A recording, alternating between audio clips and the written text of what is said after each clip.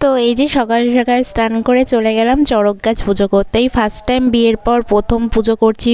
বাপের বাড়ির ওখানে চড়ক পুজো হতো না, তাই এইভাবে দেখা হয়নি যে চড়ক পুজোটা কিভাবে করে। মানে চড়কে যে মেন গাছটা হয় সেই গাছটাকে ধুয়ে দুধ গঙ্গার জল দিয়ে পুজো করতে হয়, আরও অনেক নিয়ম আছে। তো এখন এই দেখো এখানে ছিল 175 জন না কতজন সন্ন্যাসী ছিল, সবাই মিলে এই চড়কের গাছটাকে তোলার চেষ্টা করছিল। এদেরই তুলতে হয় গাছটা, বাইরের কেউ তুলতে পারে না। তো দেখতেই পাচ্ছ সব এখানে সন্ন্যাসীরা আছে। দেখো শেষমেশ গাছটা ওরা তুলতে পেরেছে। তো তোলার পর এবার দেখো ওরা সব জায়গাটা ঠিক করে নিচ্ছে, এখনও সোজা না করা পর্যন্ত তো ঘোরানো যাবে না। আর আমাদের এখানে চড়কে মানুষকে যে বর্ষি গেঁথে যে ঘোরায় সেই জিনিসটা এখানে হয় না।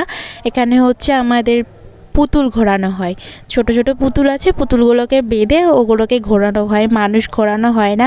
মানুষ ঘোরানো আমি এখনও পর্যন্ত দেখিনি, দেখলে ফোনে দেখেছি, তো দেখলে গায়ে প্রচণ্ড কাঁটা দিয়ে ওঠে, তো সেইভাবে আর দেখা হয়নি।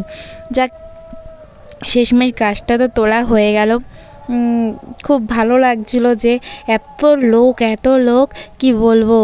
এই ফার্স্ট টাইম যেহেতু দেখছি, তো তা আনন্দ তো একটু অন্যরকমই ছিল যে কতক্ষণে দেখব, কতক্ষণ ঘোরাবে ঠাকুরটা, কখন ঘোরাবে এই ওয়েট করতে করতে শেষমেশ গাছ ওঠানো কমপ্লিট হয়ে গেছে। এই সন্ন্যাসীদের হাতে বাঁশ ঠাস দিয়ে ওরা সব তুলছিল, আর এদিকে দড়ি বাঁধা ছিল, এই দড়িগুলোর মধ্যে পুতুলগুলোকে বাঁধতো। এবার দেখো চলো আমরা পুতুল ঘোরানোটা দেখে নিই এবার।